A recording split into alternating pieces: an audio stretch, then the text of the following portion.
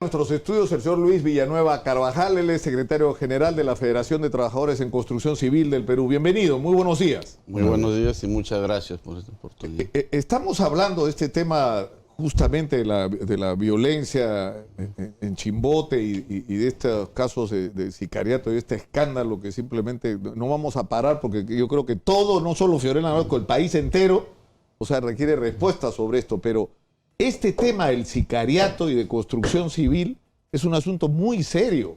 O sea, acaban de asesinar otro dirigente de construcción civil. Sí, muy serio y muy delicado, y nosotros lo hemos venido denunciando desde el 2004 y lamentablemente poco se ha hecho.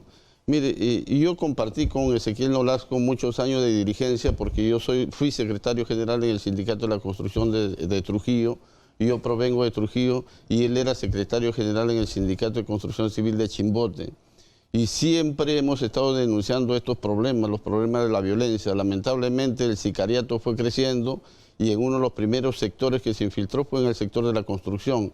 Y nosotros siempre hemos denunciado que esto en algún momento se iba a esparcir a las otras actividades económicas, como ha sucedido. Ahora el sicariato es pan común. Está en tráfico de tierra. Ahora, ¿qué es lo que ha ocurrido? O sea, había sindicatos de construcción civil legalmente reconocidos, ¿no es cierto?, que constituían comités en cada obra y había una negociación con la Cámara Peruana de la Construcción sobre el tema de la contratación de los trabajadores, ¿no es cierto?, afiliados a la federación. Era un procedimiento ya institucionalizado, ¿no? Sí, y sigue siendo así. Lo que pasa es que, mire, cuando viene el boom de la construcción y el año 2005 Alan García se presenta como candidato a la presidencia de la República, él se compromete mucho, ¿no?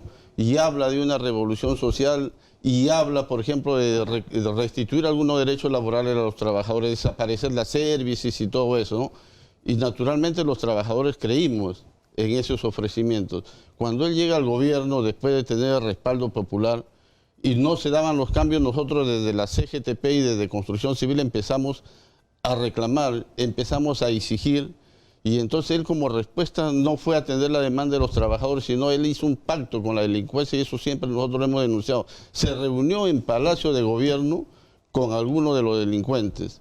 Y inclusive empezaron a reclutar delincuentes de los mismos penales para enfrentar a la Federación. Claro, de la Federación. No, claro. Lo que hicieron fue crear sindicatos paralelos y darles reconocimiento. Es decir, el Ministerio de Trabajo, ¿no?, reconocía así uno tras otro estos sindicatos que lo que eran organizaciones extorsionadoras. Y a tener impunidad de tal manera que cuando caía alguien de ellos, corría un congresista, lo sacaban de la cárcel. Entonces eso lamentablemente fue esparciéndose, y miren lo que está ahora el crimen organizado, ¿no? Bueno, le pasó lo mismo a José Becerra. Ese ha sido el asunto de estos líos entre construcción civil formal y los sindicatos informales. Ha sido esta disputa permanente. Lo que tenemos información es que los remanentes de una banda que opera en la provincia de Pacasmayo, que es los Dragones Rojos, entonces ellos habrían asesinado a este dirigente. Dragones Rojos.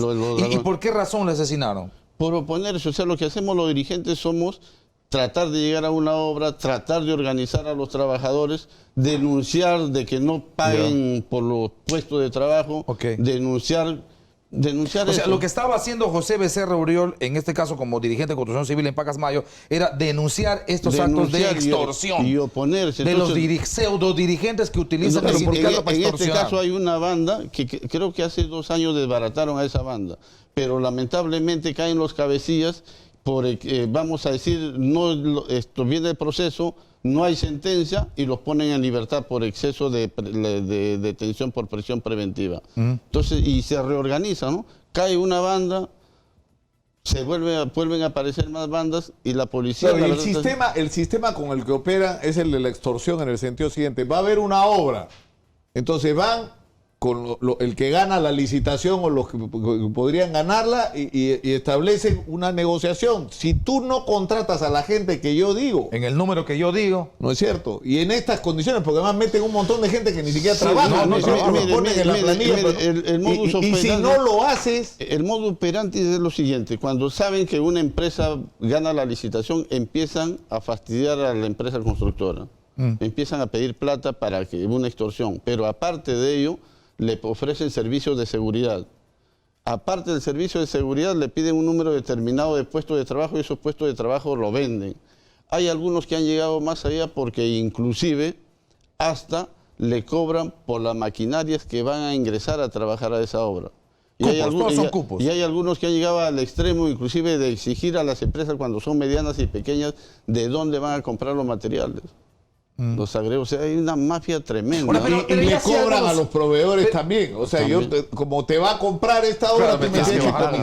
Pero ya se había evaluado este asunto hace años, o sea, 2 o 3 años antes de terminar la gestión de Ollantumala, a través del Ministerio de Trabajo se había convocado, se había nuevamente puesto requisitos, se había dicho hay que hacer un reempadronamiento, evaluación de las resoluciones que autorizaban sindicatos que la verdad es que eran bandas organizadas de criminales. ¿Esto en qué ha terminado? Miren, la burocracia. Se está implementando un registro de trabajadores de la construcción para identificar a los verdaderos trabajadores y también esto de acá para depurar a los delincuentes que se han infiltrado, pero han pasado pues varios años y ese registro, que es el primer paso, no termina.